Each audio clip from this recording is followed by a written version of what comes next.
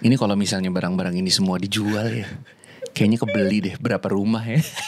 Tapi nama Mukla itu emang panggilan dari lo main basket. Panggilan dari SMP sebenarnya. Oke. Panggilan dari SMP. Terus kan dulu kan ibaratnya waktu tim inti kan, belakangnya diganti I. Oh. Jadi nama asli gue kan Muklis Muklis. Fahri, jadi Mukla gitu. Mungkin kalau yang bisa gue bilang, seniman tuh harus fleksibel sih sekarang. Itu nomor satu kayak feeling gue. Jadi nggak boleh ada kayak seniman tuh harus gini, seniman tuh harus gini. Wah, menurut gue itu jadi kayak fatality si seniman sih. Kalau bisa dibilang tes itu kan nggak bisa dibeli ya. Iya.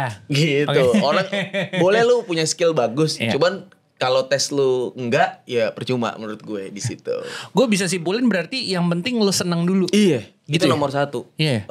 Karena lakuinnya lo harus seneng juga, harus nyaman juga menurut gue di situ. Oke. Ada 30% orang masuk UNJ tuh karena gue pengen jadi kayak Muklai. Tuh goals gua selama ini. Jadi kampus gua punya dampak. Itu. Dengar tuh dosen-dosen yang dulu kasih nilai gua D tuh, dengar tuh. Ya mudah-mudahan ini jadi kritik sosial yang didengar ya. Supaya akhirnya Terakhir sih waktu gua di Urban, ijazah gua gak boleh dikeluarin gara-gara itu.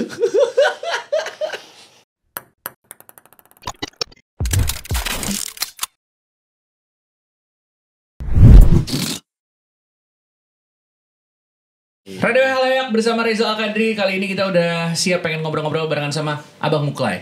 Halo Abang Reja. Assalamualaikum. Waalaikumsalam. Sehat ya? Warahmatullahi wabarakatuh. Sehat, alhamdulillah. Ini gue baru pertama kali datang ke tempat lu ini. Walaupun mungkin kalau boleh flashback ya, di tahun 2020 tuh itu pertama kali kita kerja bareng. Iya. Itu gue interview lo, tapi dalam keadaan virtual. Nah, ternyata gue tahu di sini tempatnya. Di sini. Ini sebenarnya apa sih, studio, rumah atau kamar atau gimana sih? Ini rumah nenek gue sebenarnya. Oke. Nah, terus gue sewa di sini untuk jadiin studio. Oke. Sebenarnya lebih ke apa ya? Lebih ke storage sih hitungannya. Iya sih. Gue tadi bilang pas sebelum kita mulai take podcast ini ya. Ini kalau misalnya barang-barang ini semua dijual ya, kayaknya kebeli deh berapa rumah ya. belum nyampe.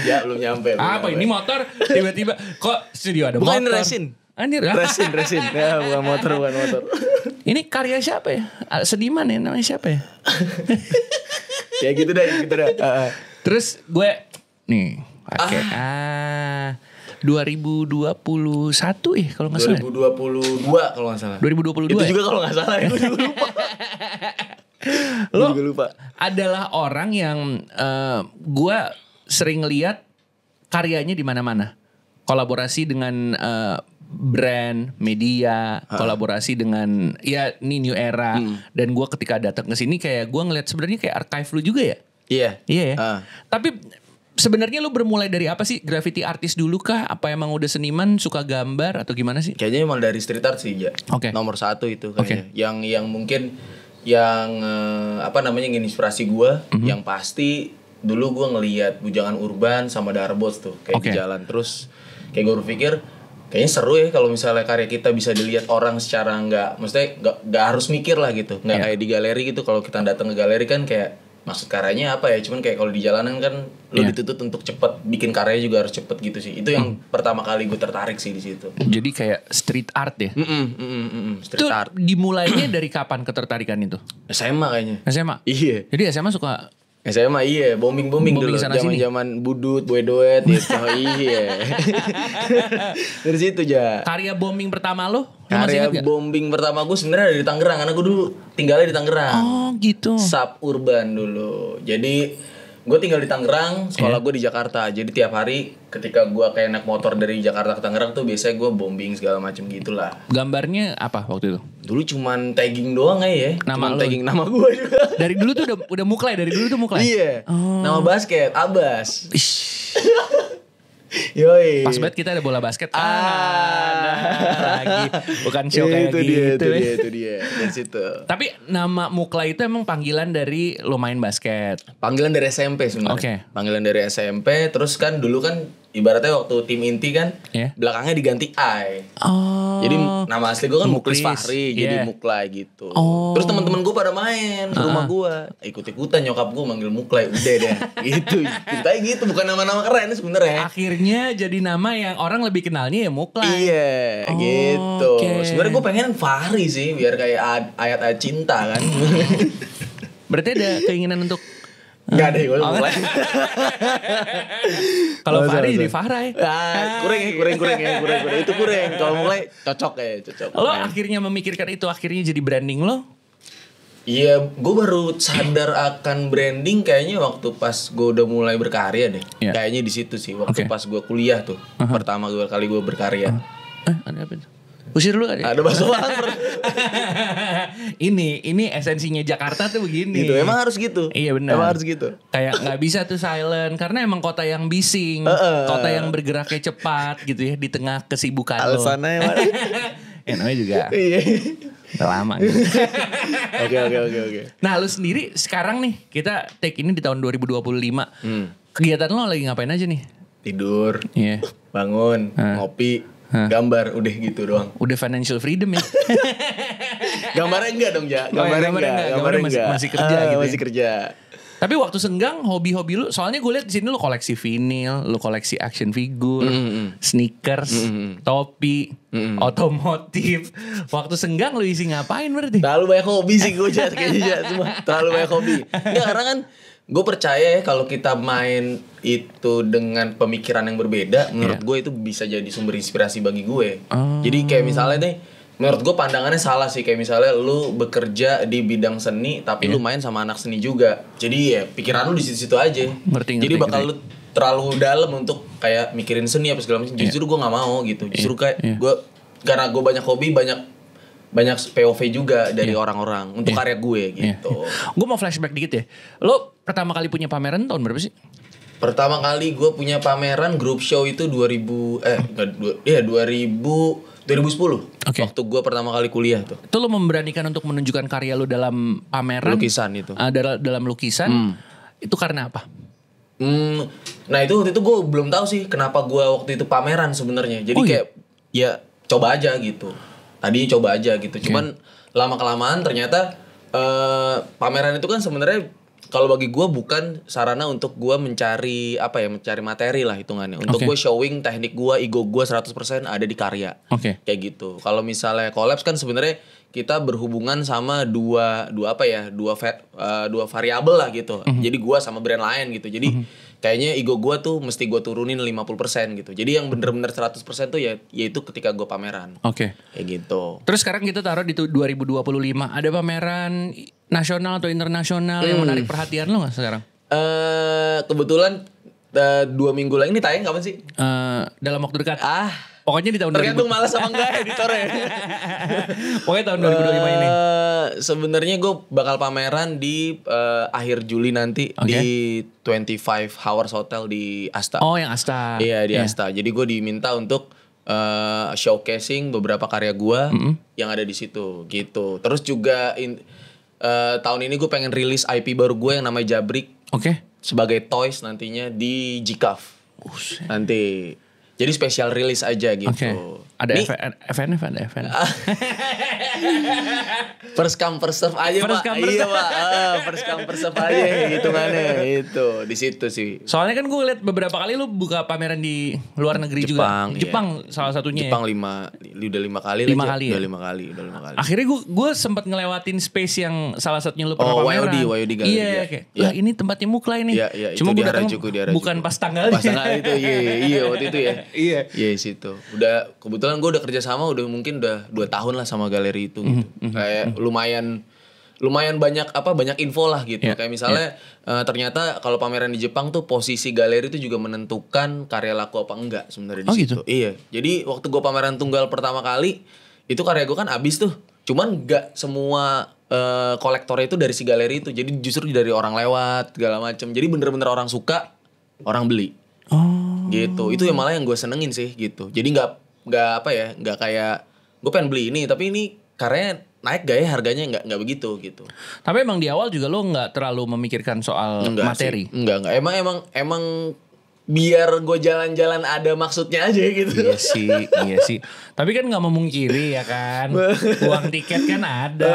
Ya, jadi tetap kalau bisa ya tidak memberatkan lo lah ya. Ya untungnya kan sebenarnya duit kalau untuk kita pameran di luar tuh dapatnya justru kita nggak mengharapkan dari karya laku. Oke. Tapi bisa dari sponsor kayak misalnya ya kan kita bisa juga hey guys kan di sana. Iya benar. Silaturahmi membawa rezeki. Itu dia, bisa juga kita check outfit bisa kan enggak?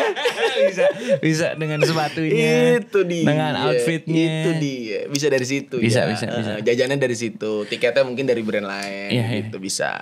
Tapi lu memberanikan untuk masuk ke media lain selain lukisan itu dimulainya kapan sih? Itu mungkin 2014 kali ya. 2014 shout out dulu buat Monster tuh. Itu brand pertama kali yang menerima gue untuk kolaborasi tuh. Monster. Itu dalam bentuk kaos tuh waktu itu. Jadi kayak apa namanya ya? Cuman kayak kapsul collection gitu yang dirilis waktu itu di Bradspot. Itu jadi ya kena banget tuh deh gue Monster terus Bradspot, dan Monster tuh salah satu brand waktu itu yang mungkin dipandang kali ya dulu ya. Iya benar. With the Fest official merchandise waktu itu selalu mungkin sampai sekarang mungkin masih kali ya. OG gitu menurut gue itu. Dan gue lihat juga attitude si Monster juga sebagai brand juga masuk ke gue karena kan gambarnya monster segala macam itu sih. Selain dari kaos terus kan ada bentuk fisik lainnya ya. Kayak topi itu waktu itu ya. Waktu itu topi juga sama. Paling random kolaborasi dalam bentuk apa? Paling random random mungkin yang sekarang lo bisa lihat ketika lo di Sudirman, ketika lo lewat Bundaran HI, City Vision sih. Menurut gue tuh random sih. Benar. Gue lihat random total. Stasiun Duku Atas tuh.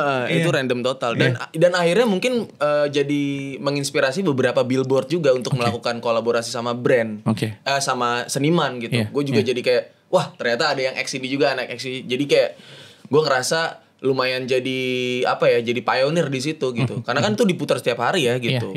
Dan kalau dilihat kayak secara nominal mungkin gue harus bayar berapa kali itu untuk bener sih. untuk Karena visibility-nya bagus banget di tengah kota. Itu dia. Dan gue pikirkan dulu kan kayak misalnya ini sebenarnya waktu itu kan sempet Kompas ya. Waktu itu ada di depan Ratu Plaza kan. Gue kayak wah someday gue pengen nih karya gue ada di situ. Anjir kejadian ternyata. Emang doa aja. Itu dia, itu simple aja, doa-doa gembel aja gitu. Gitu di situ. Tapi faktanya ya suka nggak suka ya. Itu kan jadi acuan untuk seniman-seniman muda nih. Gimana jadi caranya? Jadi benchmark ya. Gimana caranya? Ya gue nggak tahu kata ini benar atau salah. Tapi gue pengen mencapai tingkat komersialitas seperti itu.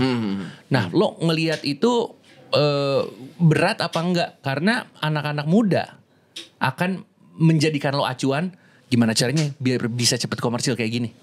Anjir, kalau misalnya dibilang kayak gitu lumayan berat sih, karena gue tuh nggak pernah memikirkan hal itu sampai dalam gitu, sampai gue bawa tidur kayak besok gue besok harus goalsnya ini, tahun ini gue goalsnya ini, nggak kayak gitu sih. Kayak kayak misalnya yang minggu depan gue bakal pameran itu sebenarnya nggak tahu. Kayak misalnya gue ditawarin ini, lu mau nggak pamerin karya lo di 25 Hours Hotel? Oh ya udah ayo. Kebetulan gue juga lagi ada karya, terus ya udah gue pameran gitu. Segala macem gitu sih. Nggak pernah gue kayak gue rencanain gitu. Yang sama City Vision pun juga kayak gitu. Jadi emang barternya kan sebenarnya barter value kan. Kayak misalnya gue bikin desain, dia tayangin kayak gitu. Simple segitu aja gitu. Jadi mungkin kalau yang bisa gue bilang seniman tuh harus fleksibel sih sekarang. Itu nomor satu kayak feeling gue. Jadi gak boleh ada kayak seniman harus gini. Wah menurut gue itu jadi kayak fatality si seniman sih. Tapi kalau ditanya caranya agak susah juga. Susah. Karena balik lagi gue pun selalu kayak gak gatekeep ya gue. Kalau misalnya kalau lo tanya gue pasti jawab. Cuman itu ada tulisan itu. Apa? Itu ada karya gue tuh. F gatekeeper. F gatekeeper. Gue paling benci sih sama kata gatekeeping atau gatekeeper. Sebenarnya gue apapun sebenarnya strategi gue bakal gue kasih sebenarnya. Cuman kita nggak tahu penerapannya ke orang, kan kita nggak tahu kan pembawaan orang gimana segala macam itu sih. Kayaknya banyak emang yang mungkin beberapa seniman yang mengikuti strategi gue yang sebenarnya agak fail gitu. Itu karena mereka memaksakan kehendak gitu. Memaksakan kayak misalnya mungkin kayak misalnya gue buat konten aja ada in my life gitu. Mungkin ya karena emang gue suka hal itu, gue suka beberes, gue suka emang kalau lo lihat studio gue kan emang well organized banget kan gitu. Kayak misal gue taruh ini. Ya mungkin emang itu nggak ada ilmunya, cuman karena emang gue dari dulu suka ngoleksi mainan segala macam, ini kayaknya enak taruh di sini gitu. Ya sebenarnya kalau bisa dibilang ya, tes itu kan nggak bisa dibeli ya. Iya. Gitu. Orang boleh lu punya skill bagus, cuman kalau tes lu enggak, ya percuma menurut gue di situ. Gue bisa simpulin berarti yang penting lu senang dulu. Iya, gitu itu ya? nomor satu. Iya. Karena lakuinnya lo harus seneng juga, harus nyaman juga menurut gue di situ. Oke.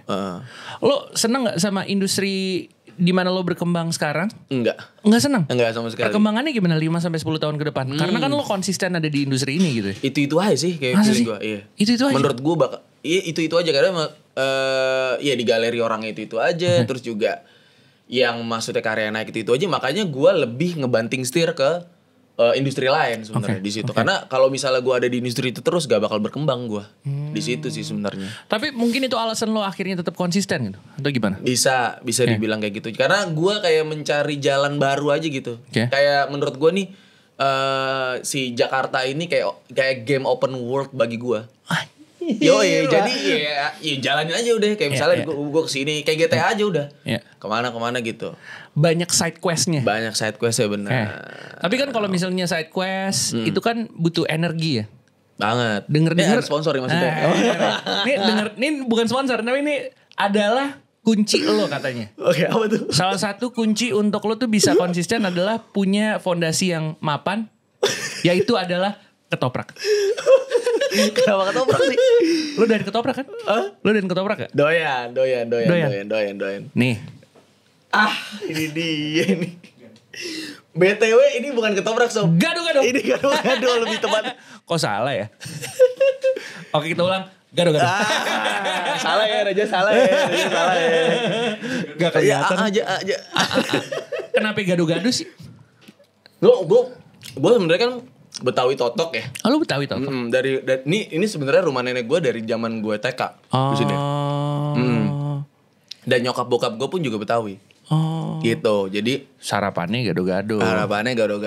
Tim gado-gado apa gado-gado dicampur apa? Enggak ada pilihan gitu. Enggak ada pilihan gitu emang bubur enggak ada. Ada yang dicolok-colok lu. Bumbunya ditaruh di cup terpisah. Ini ada sob gado-gado yang gado-gado yang jadi rekomendasi gue. Gado-gado yang jadi rekomendasi gue nih ada di Berkah namanya di kesini. Ini gado-gado lu nih. Gado-gado. Gitu. Cobain boleh? Sikat. Apanya yang buat rekomen? Hah? Iya, autentik aja. Walaupun yang ngerjain, yang ngulek bukan orang Jakarta, bukan orang Betawi, cuman menurut gua autentik, mantep nih dia. Mantap rasanya. Yoi. Ada kerupuknya. Dia. Gado-gado nggak pakai kerupuk nggak lengkap. Apa? Gado-gado nggak pakai kerupuk nggak lengkap. Cuma nanti kalau di kamera ada titik-titiknya sob kalau makan kerupuk. Itu dia. Selalu emang harus makan gado-gado. Kalau nggak ada ide aja.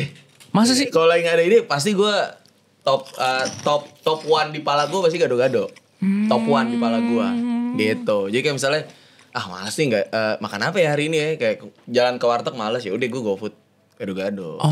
Gitu. Seminggu bisa berapa kali? 3 tuh gue. 3 tuh. Ijo tuh tokai gue tuh. gue. Ini kan Betawi salad. Iya benar. Iya itu dia. Sehat sih. Sehat. Mayan sehat gitu. Asal cabenya gak banyak aja. Tergantung kalau kita tidur jam 4 gak sehat. Makan gado-gado cuman tidur jam 4 gak sehat. Tetep ya. Gak sehat ya. Nih ngomong-ngomong lu dalam berkarya udah berapa tahun sih sekarang jadi total? 10 tahun. Aduh 10 tahun gue. Dari 2015. 2014 sebenarnya. 10 jalan ke 11 tahun. Iya. Kemarin tuh gue tahun kemarin gue pameran tunggal ke 10 tahun gue berkarya. Oke. 10 tahun gue berkarya. Terus gue kayak bikin di galeri. Dan itu pertama kali gue pameran di Jakarta.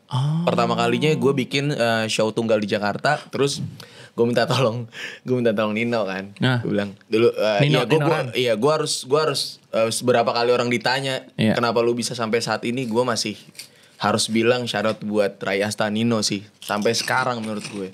Iya, itu menurut gue jadi tolak balik gue sampai sekarang. Gue ditolong tuh sama dia. Mereka pernah pakai baju yang 2018 gue dikontak kan sama Joey waktu itu, ya kan. Joey masih di Iran. Iya waktu itu. Sampai sekarang udah di Malik dia. Oh iya. Pokoknya kemarin waktu pas run berapa tahun tuh masih ini ya. Terus gue ditelepon sama dia, Clay lu mau gak bikinin outfit run waktu itu buat di Asian Games. Terus gue bilang, Asian Games saya kapan? Oh ini agak panjang sih, alias 4 hari lagi. Terus gue bilang, kok deadline-nya gak dekat? terus gue harus ngapain nih? Gue bilang ini, lu punya ide gak Clay? Wah anjir idenya juga kosong. Yaudah gue bilang, yaudah gini deh, lu beliin gue jaket jeans sama jeans, gue gambarin gitu. Gue gambarin, waktu itu gue masih kayak kuat tuh untuk begadang kan segala macam. Ya udah gue buatin 4 hari, akhirnya boom tuh. Waktu itu. Jadi apa namanya, ya guanya pun dapat, mungkin dari runnya juga dapat juga gitu. Nah terus waktu gue pas pameran tunggal, gue minta tolong sama Nino, apa namanya, run kan jadi perjalanan gue nih. Gue bilang, lu mau nggak manggung? Wah mau coy.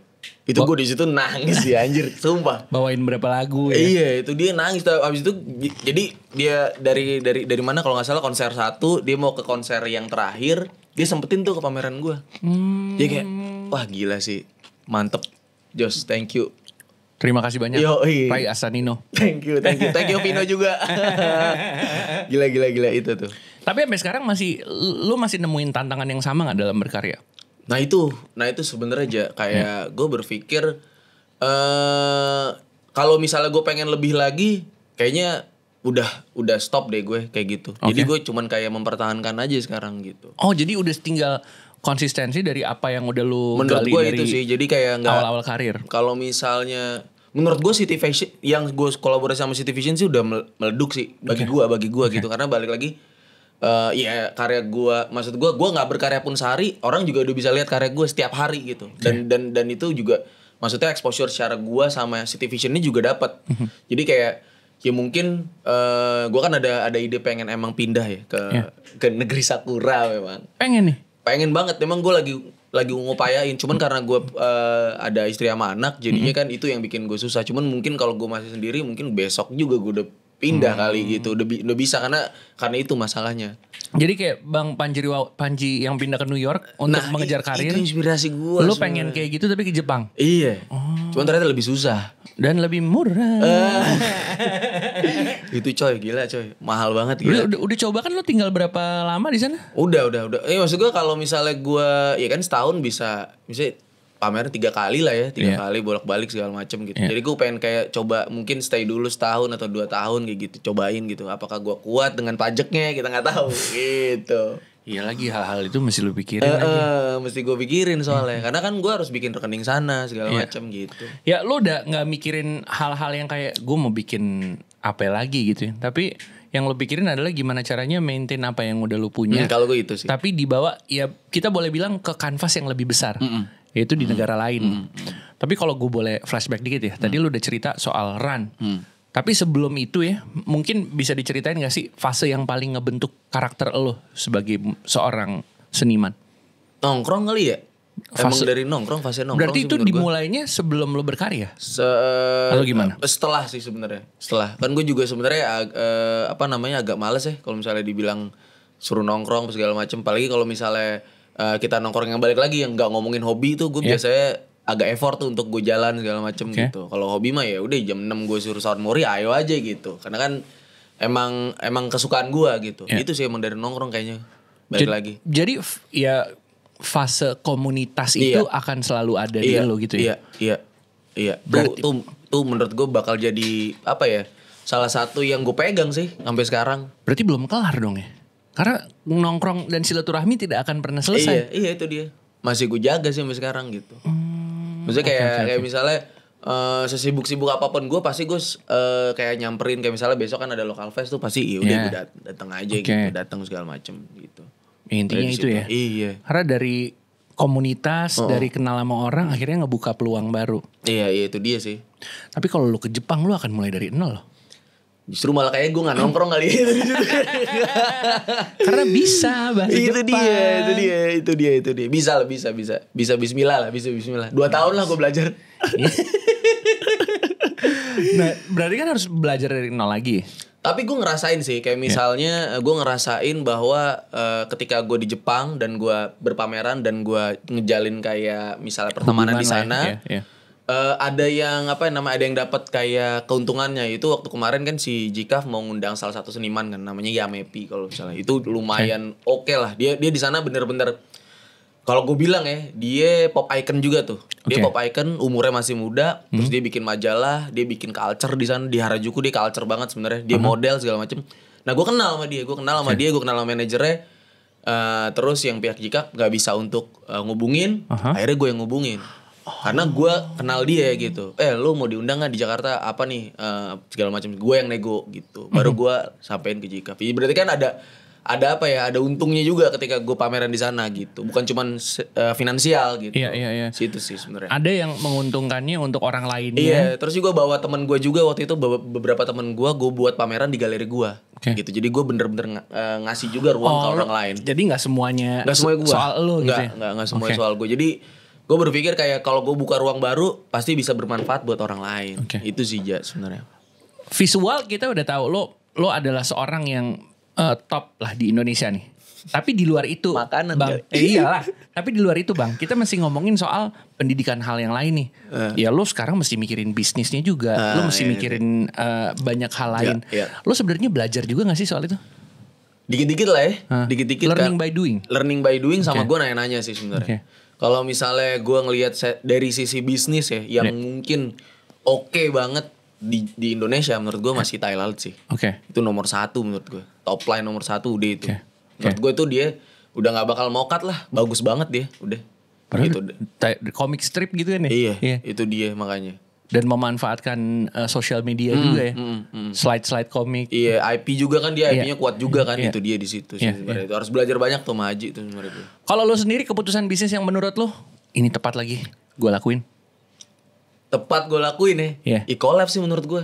Gitu karena banyak memang seniman yang sekarang baru mulai untuk collab sama konten sih. Itu menurut gue itu yang mungkin gue udah lakuin, mungkin gue nggak telat itu sebenarnya.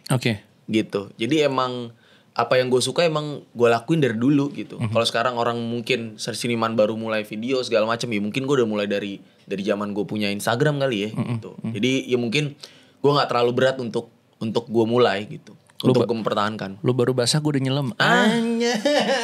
Itu dia. Karena dulu tabu aja. Untuk seniman konten tuh tabu menurut mereka ya. Menurut mereka. Nah menurut gue enggak. Menurut gue ya kenapa lu maksudnya ada media yang bisa lu lakuin, lu gunain secara gratis dari lu bangun tidur sampai lu tidur gitu. Ya kenapa nggak digunain gitu? Kenapa lu harus malu untuk lu nunjukin gitu? Bahkan lu sebagai seniman kayaknya nomor 1 yang harus lu punya pede sih kayak feeling gue. Karena kan lu harus nunjukin karya lu. Kalau lu gak pede sebagai diri lu sendiri, ya lu gak pede juga sama karya lu berarti. Itu sih. Tapi ada momen yang kayak anjir ini gue salah gak ya kayak gini? Gitu gak? Gak pernah gue. Gak pernah. Yakin aja gitu. Yakin gue, asli. Gue dari dulu gak pernah kayak gue salah langkah nih. Enggak gue. Gak pernah. Kalau orang pengen kolaborasi sama Muklai, itu sebenarnya lu ngelihat ya karena pasti sekarang kolaborasi yang ngajak banyak nih. Lu ngelihatnya untuk menerima tuh alasannya apa? Yang gue belum pernah lakuin aja. Oh gitu? Yang gue belum pernah lakuin biasanya. Walaupun itu brand gede mau brand kecil tapi itu belum pernah gue lakuin. Biasanya gue gas. Paling sering yang udah sering dilakuin tuh apa sih? Ya pasti fashion ya kayaknya. Kaos segala macam. Kayak ini, topi. Ya, biasanya gitu sih kayaknya. Feeling gue di situ. Cuman tahun ini tuh ada yang lumayan menarik ya. Karena gue bakal kolaborasi sama brand boxer tuh. Saat itu gue belum pernah tuh cuy. Visibility-nya kelihatan. Itu ya. Cuman kan kalau kita MC Hammer kan kelihatan. Iya, kalau style kita MC Hammer itu makanya gue pengen build outfit gue MC Hammer sekarang. Gitu. Oh gitu. Iya, itu lumayan tuh. Brand boxer ya seru juga gitu. Tapi dengan kolaborasi yang lo lakukan gitu ya, gimana caranya biar tetap relevan gitu? Dan gini ya, orang tuh gak bosan ngeliatnya. Kayaknya dari guanya sih harus. Dari guanya harus. Jadi kayak kenapa gua masih kayak main motor, kenapa gua masih main mobil ya mungkin tuh ke bawah juga nanti bakal gua tuanya kayak gimana gitu segala macam. Itu mungkin yang bakal gua pertahanin sih. Kayak misalnya orang nih misalnya ya Bang Muklai kayak misalnya acara mobil gitu. Pasti top line seniman itu gue lumayan masuk list tuh di situ tuh gitu. Karena di satu sisi lu juga main. Gue juga ada di industri itu gitu. Ada di industri itu gitu segala macam. Jadi lumayan kayak Kayak misalnya nih contoh Iya. Pop Mart waktu itu buka pertama kali kan. Iya. Pertama kali itu di Gancit itu top line mungkin orang yang mengoleksi toys itu pasti top line-nya gue termasuk tuh satu gitu. Karena emang gue spirit apa yang gue koleksi gitu mungkin. Di situ sih. Jadi gue bisa ambil kesimpulannya ya salah satu yang membuat lu pengen kolaborasi juga kalau lu bermain di situ. Iya, suka juga gue di situ. Karena gue suka juga di Tapi situ. antah berantah ada yang ngajak collab lu nggak pernah ini? Banyak. Banyak. Tanpa menyebutkan merek. Apa? Apa yang paling random lagi?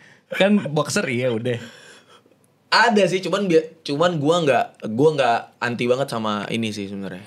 Lebih ke kondom sih sebenarnya. Waktu itu pernah, cuman gua sorry tuh saya nih, gua kagak nerima brand itu dah gitu.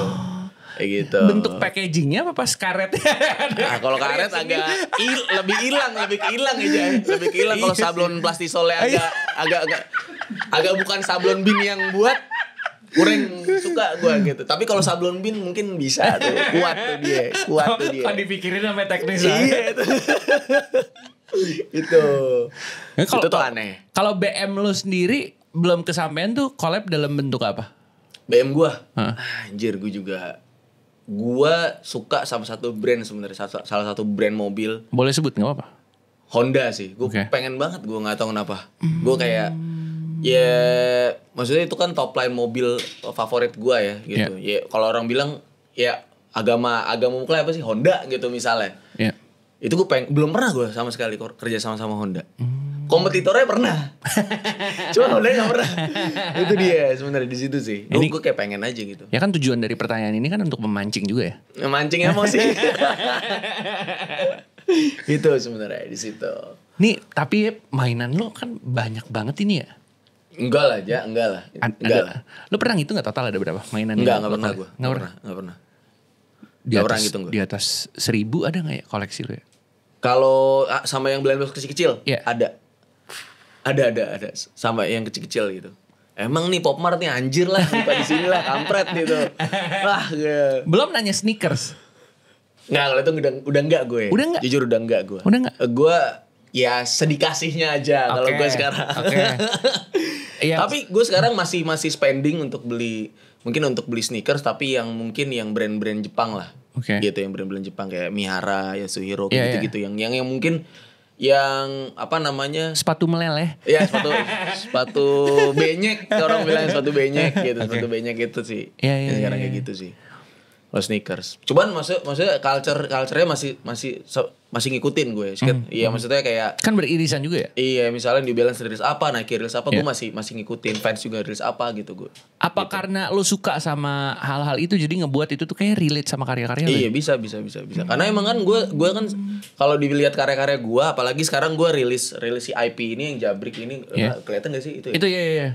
Itu IP itu kan juga pakai outfit kan sebenarnya. Nah, jadi gue adaptasi sih apa yang gue beli, apa yang gue suka menurut outfit gue itu ke Jabrik sekarang. Kayak gitu, karena itu bakal gue jadiin IP nanti. Kayak gitu. Bisa sih. Ini sebenarnya belajar bisnis. Jadi kan ya misalnya brand apa gitu. Let's say 3 Second gitu. Ya kan gue pengen collab misalnya. Clay, gue mau collab sama lu. Wah, gue tahun ini misalnya lagi ada collab sama baju nih, sama Jabrik kayak mau nggak? Gitu. Ngerti. Gitu. Jadi bukan gua, tapi si Jabrik tetap gua yang gambar gitu. Tapi side hustle gua lah. Gitu side hustle. Jadi anjir. Alter ego kali. Bisa dibilang alter ego gitu. Karena kan kalau misalnya emang kalau lihat kan gua di sosmed kayak senang apa segala macam. Nah, Jabrik ini yang jadi kontradiktifnya, jadi kayak kesel. Terus juga gua juga kadang-kadang juga kritik si pemerintah segala macam yang lihat gitu sih. Itu sih sebenarnya. Kayaknya emang gue udah mulai harus bersuara lah kayak misalnya gitu. Kayak seniman-seniman juga harus bersuara sama keadaan sekarang gitu. Penting banget menurut gue. Nah itu baru gue sadarin. Ternyata itu means banget buat orang-orang gitu si karya-karya seniman ini gitu. Karena kadang-kadang bisa membantu menyuarakan apa yang mereka nggak bisa utarakan. Iya gitu. Yang pastinya nggak secara gamblang lah gitu. Kita kan punya semiotik yang sebenarnya bisa main aman kita gitu, gak di pinggir jurang gitu sih sebenarnya. Makin banyak nih jadinya orang-orang yang bilang gue pengen jadi kayak Muklay. Tapi masalahnya gini bang, challenge lo sama challenge artis-artis dan seniman-seniman baru ini mungkin berbeda. Apalagi zamannya lo dan zaman mereka baru mulai itu berbeda. Lo pasti suka dimintain advice dong. Iya. Advice yang advice paling pamungkas yang lo selalu kasih ke seniman-seniman baru. Pertama, advice yang ditanyain apa gue kasih? Yang lo sering kasih. Oh, yang sering kasih ya, sering kasih nomor pasti satu. Bang, gimana bang caranya biar jadi kayak lu? Gue mohon maaf lagi nih buat Wak Aris Mangu, keren. Tapi menurut gue, sorry nih, gue nggak percaya sama keluar dari zona nyaman dari dulu. Gue sebenarnya nggak percaya gitu. Jadi gue kalau berkarya kudu nyaman menurut gue. Itu nomor satu. Nomor satu, karena kalau kita nggak nyaman percuma tuh menurut gue. Jatuhnya nanti masuk kantor nggak nyaman keluar, masuk kantor keluar gitu. Nggak konsisten jadinya. Itu sih nomor satu menurut gue. Yang mesti harus, apalagi kita bekerja di dunia seni ya, industri kreatif, yang menurut gue itu nomor satu nyaman. Kalau dalam segi bisnis, dia udah punya karya nih. Bang, gimana caranya gue bisa masarin karya gue supaya visibility-nya lebih bagus? Nomor satu kayaknya seminggu nih ya, 3 reels lah itu. Oke. Sosial media penting ya? Iya, menurut gue itu sih. Itu sih. Seminggu 3 reels, 2 carousel lah tuh. Jadi perbanyak sama posting video-video meme itu penting sih buat lo. Kayak itu yang gue selalu jadi kayak menyemangat gue tiap hari. Dan jadi kayak, kok gue jadi bukan ke art lagi nih. Jadi kayak, bang, video mana nih jam segini nih harusnya ngupload nih anjir. Jadi sorry kalau gue ada bolong satu untuk nggak ngupload meme, sorry banget. Jadi emang suppliernya lagi ngantuk. Gitu, supplier lagi ngantuk. Lama-lama hobinya shitpost.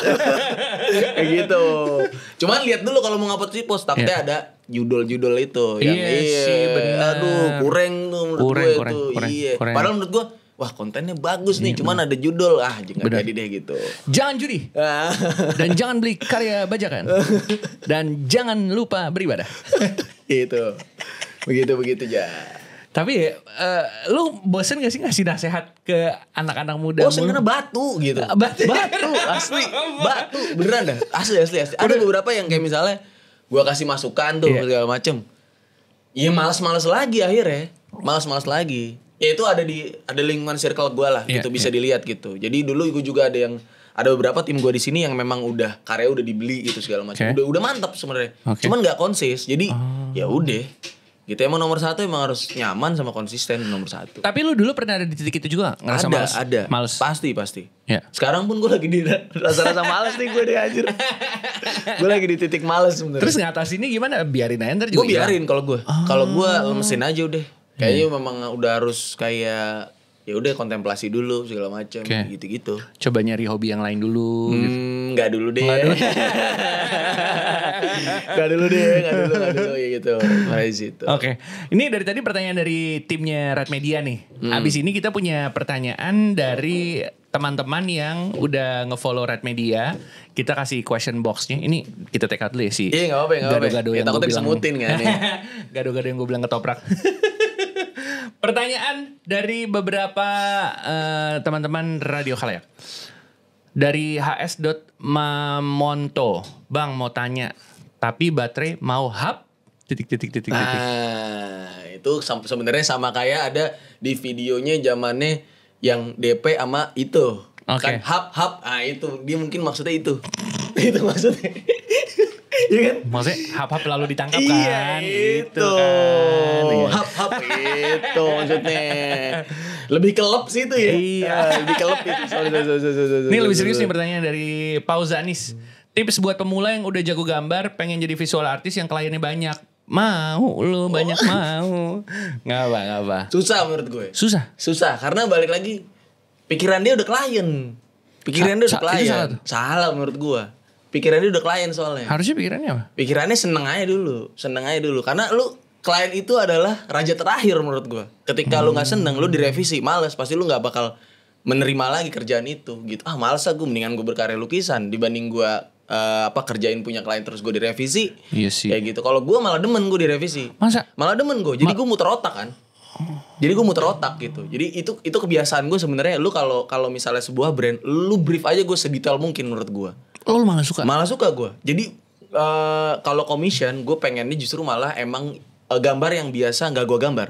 Oke. Gitu. Itu yang kayak mungkin gue terbiasa kayak berpikir cepat segala macam. Terus juga kalau misalnya kemarin ada pandemi gue ngelakuin apa segala kayak gitu-gitu. Jadi mungkin karena revisi itu penting menurut gue. Gitu. Jadi kalau ada yang sering ngeluh soal revisi, ya udah. Gak usah nerima klien menurut gue. Udah itu aja kalau gue. Bangsat ini kenapa ya revisi terus? Menurut gue di situ. Tapi emang ada ininya ya, ada maksimalnya gitu. Tapi kalau misalnya revisinya emang nggak masuk di akal itu lumayan sih ya. Iya gitu. benar. Iya. Jadi balik lagi dengan kemampuan lu komunikasi. Tapi gue bisa ambil posisinya ya lu seneng revisi karena ya lu bisa muter otak dan bisa ngasah skill lagi itu gitu. Sebenarnya ngasah skill terus juga muter otak jadi berpikir taktis juga. Ya gitu sih sebenarnya. Berikutnya nih ada Eli Eva. Ingin main dan kunjungin rumah Bang Muklai. Udah kayak toko mainan Jepang ya. Disangka toko. Kalau rumah jangan deh. Kalau studio nggak apa-apa deh. Gitu. Ntar gue kasih jam besuk kali ya.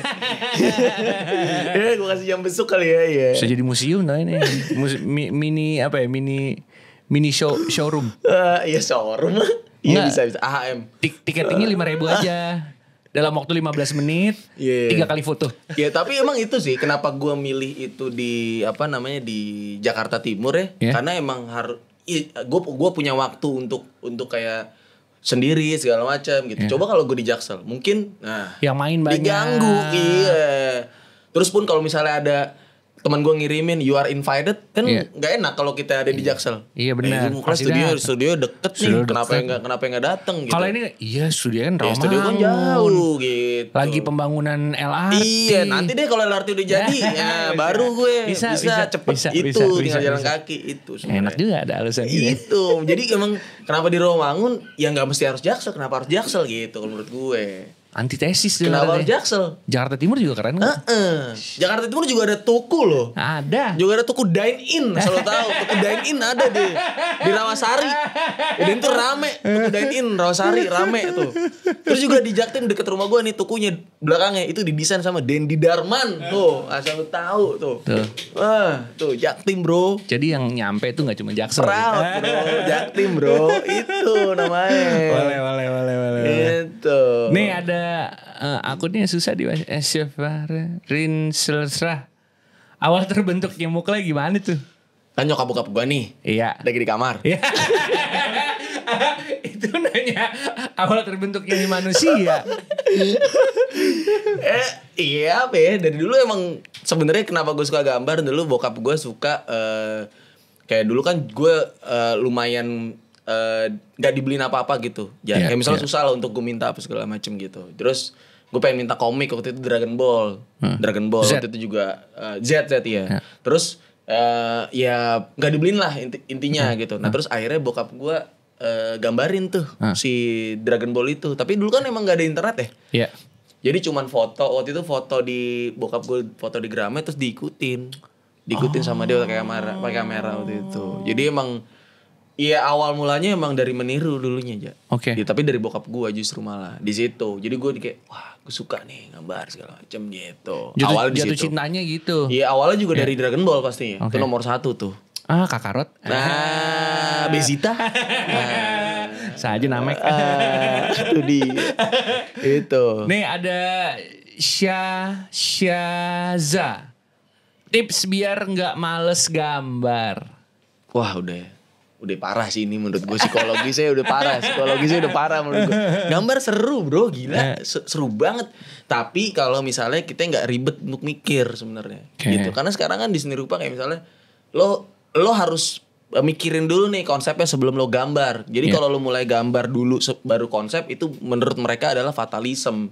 Jadi kayak menurut gue, lah kenapa jadi lo ribet? Orang gue sukanya kayak gini, kenapa lo atur kayak gitu. Sebenarnya gambar itu yang bikin ribet adalah surroundingnya itu menurut gue. Si seni rupa yang bikin lo ribet adalah surroundingnya itu, yang bikin peraturan-peraturan yang menurut kita tuh sebagai seniman jadi malah kita jadi bikin malas gitu. Sebenarnya kalau misalnya dimulai dari dulu kayak misalnya ya udah kita gambar karena kita suka, mungkin bakal semua orang nih sekarang bakal jadi seniman. Kayak gitu karena enak banget gitu. Enak banget. Dan gambar tuh nggak boleh bagus ya, nggak perlu bagus gitu. Okay. Gambar aja. Kan orang bilang gambar kan, bukan gambar bagus kan. Iya. Dan bagus gitu. sendiri adalah sebuah hal yang berbeda-beda. Iya, benar. Iya. Kalau dari Tino Sidin sih semua dibilang bagus. Itu sebenarnya. itu. Iya sih. Itu sebenarnya. Jadi menurut gua mungkin ada nggak ada gambar bagus, gambar jelek. Sebenarnya gimana selera kita sih sebenarnya di situ. Kita suka apa enggak gitu. Itu sih sebenarnya. Makanya jangan malas karena itu adalah sebuah kegiatan yang menyenangkan. Iya, menurut gua itu. Nah, mindset dia salah sebenarnya. Jadi ganti mindset. Ganti mindset. Enggak ada solusi apa yang ngomongin ya? Enggak ada solusi kayaknya. Ada. Sorry. Berikutnya project _tank_you. Main motor NRS dia. NSR, aduh salah bro ente. Gak main ente, gak main ente. NSR. Iya. NSR itu apa sih gue gak tahu. Ada motor yang di depan yang 2 tak. Oh gitu. Iya, yang motor balap itu. Gue sih gak usah nanya berapa banyak motor dan mobil lu ya. Tapi favorit lu apakah ini gara-gara ini ditaruh di sini? Enggak, sebenarnya ini adalah motor yang gue build pertama kali dan ini masuk majalah internasional itu adalah Dice Magazine. Dice Magazine itu jadi majalah culture motor yang ada di US. Oke. Jadi waktu itu sempet tuh Dice Magazine sebenarnya motornya itu ya kalau bilang Triumph, Harley Davidson gitu segala macam. Sekarang jadi kayak kesetaraan. Jadi orang bilangnya ada hashtag small engine terror gitu. Jadi nggak perlu lu punya motor dengan big engine, small engine, masa bodoh. Yang penting motor itu tesnya bagus dan juga enak dilihat, itu bisa masuk Dice. Kayak gitu sebenarnya. Tapi ini dibawa jalan bisa? Bisa tapi nggak enak. Jadi beauty is pain. Orang bilangnya kalau customer beauty is pain gitu. Ya itu sebenarnya. Karena soal estetikanya bukan soal ngebawanya. Iya, soal estetikanya gitu. Jadi makanya emang buat dipajang sebenarnya. Tapi ini gue pernah bawa jalan sih ke Kemang, alhamdulillah. Baliknya towing gue capek. Kalau motor harian lo apa? Lagi pakai apa sekarang? Motor harian gue kebetulan adalah motor yang dulu emang gue suka banget dan gue nyesel waktu dulu gue nggak beli karena sekarang harganya emang udah naik banget. Vespa ET4 ini ada di sini tring. Jadi kerja keras editor. Vespa ET4 itu adalah Vespa Matic pertama yang diproduksi sama Piaggio. Itu Vespa Matic pertama tuh yang nggak pakai gigi itu sebenarnya. Di situ. Enak jadi ngegas aja gitu. Iya. Sebelum LX tuh dia made in Italy. Respect. Gitu. Itu harian lo, harian. Harian gue MRT sebenarnya.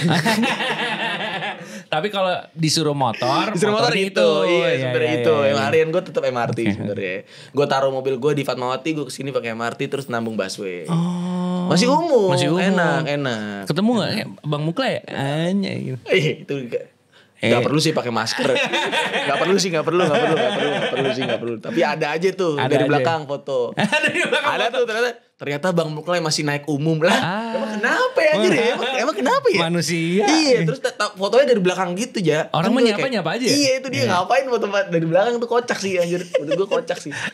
Itu makanya gue mau repost cuman kocak gimana ya gitu. Jadi intinya kalau ketemu lu mah sapa aja. Santai aja gitu. Bahkan gue bisa belok ngopi gitu kan. Iya benar.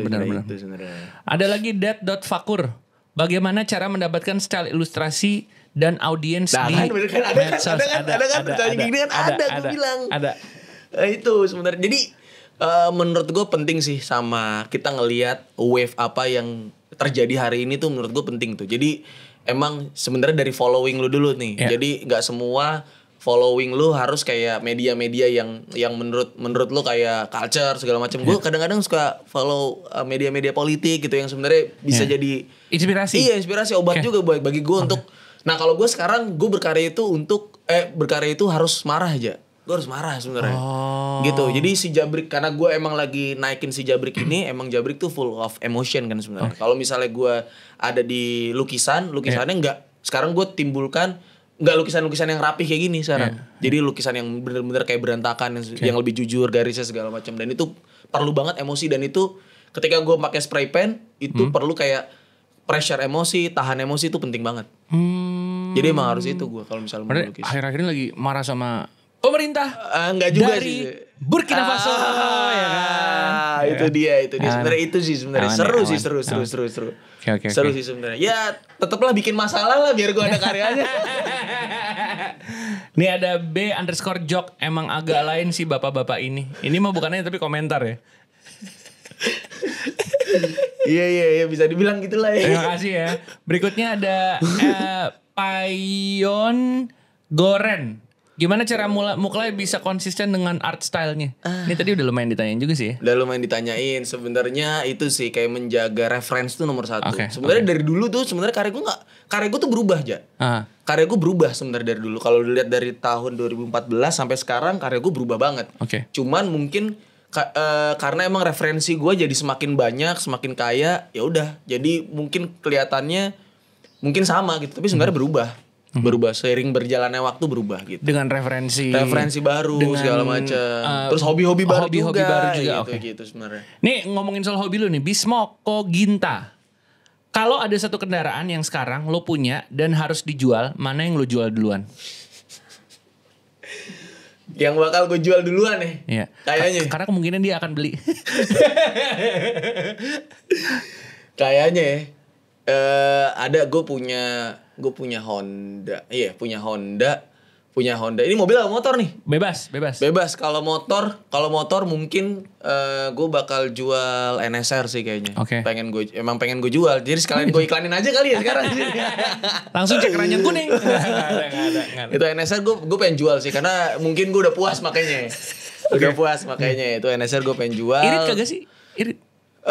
Boros juga? sih, boros banget orang berarti bilang. indis ekonomi ya jual itu aja dia. Cuma kan karena motor hobi Iya. jadi kayak nggak terlalu harus pakai tiap hari kan sebenarnya di situ. Itu mobil kayaknya ada satu yang lagi gue kerjain, tapi ini sih sebenarnya mobil apa ya, bukan mobil yang gue suka, cuman bukan mobil top line gue gitu. Bukan mobil yang gue suka. Itu gue punya Honda Prelude. Itu lumayan rare juga, cuman kayaknya kalau gue pikir nggak gue banget, jadi mungkin yang bakal gue jual pertama.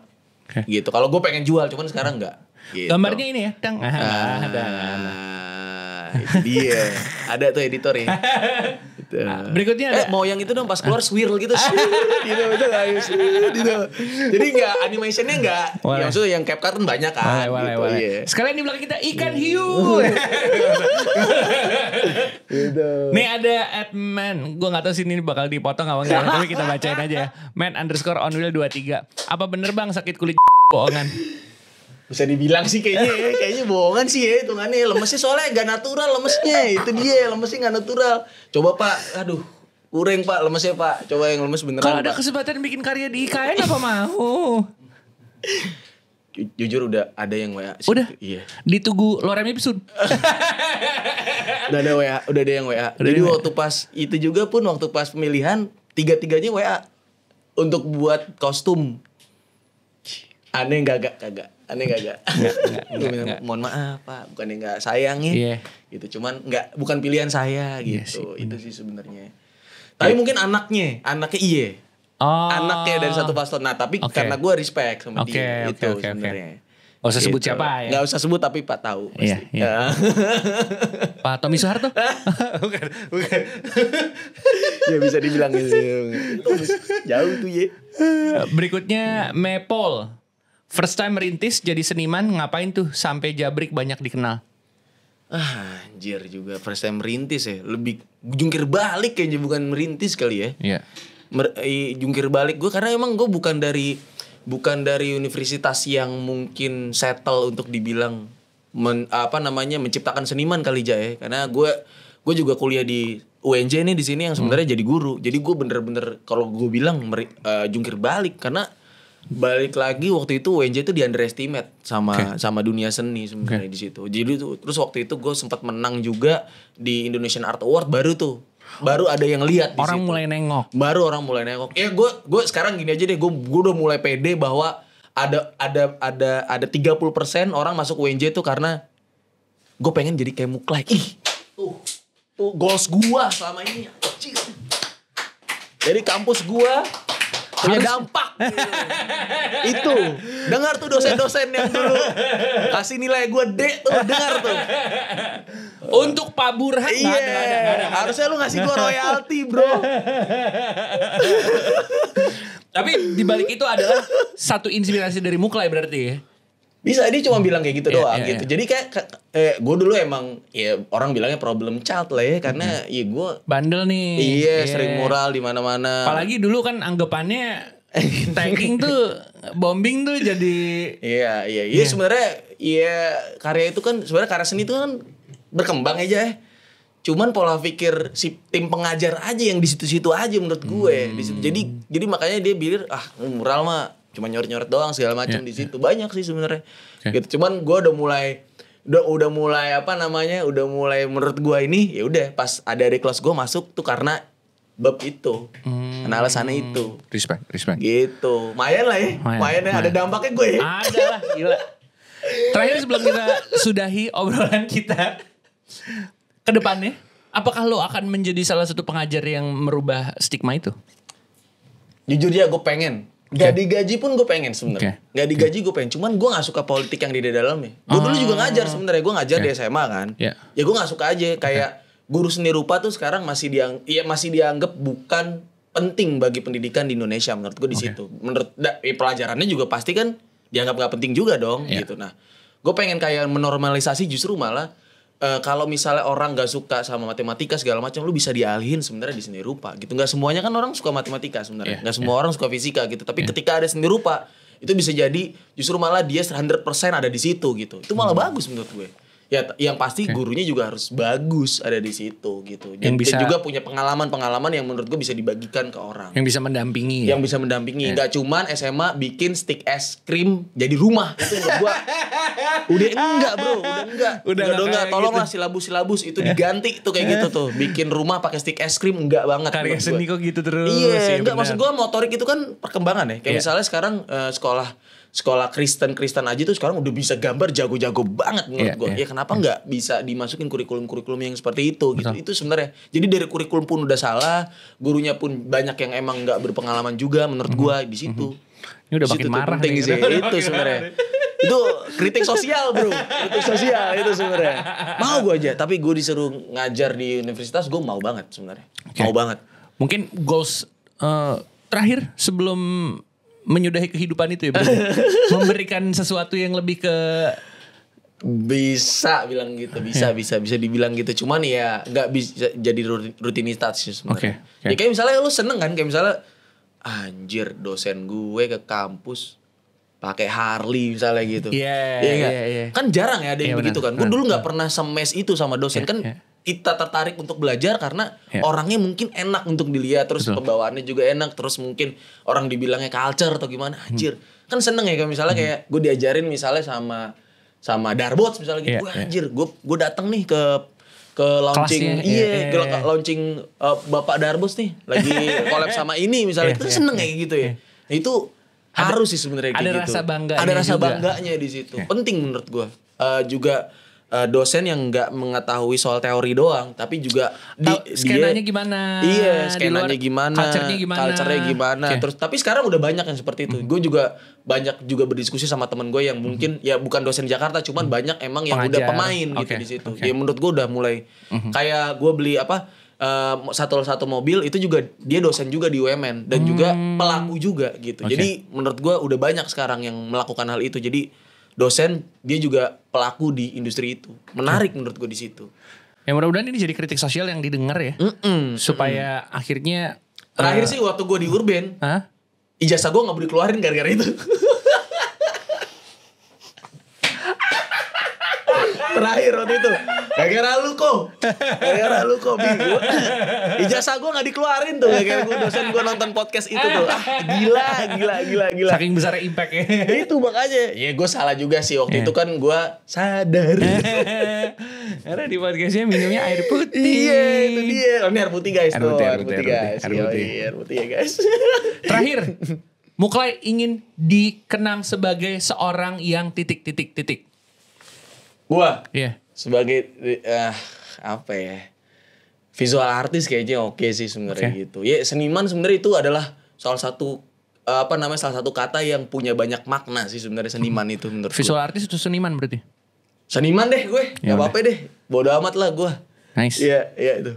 Terima kasih banyak. Yoi. Muklai, sang seniman yang udah ngasih studionya jadi tempat kita ngobrol-ngobrol. Itu dia obrolan kita bersama dengan Muklai. Terima kasih banyak. Mantap. Terima kasih banyak.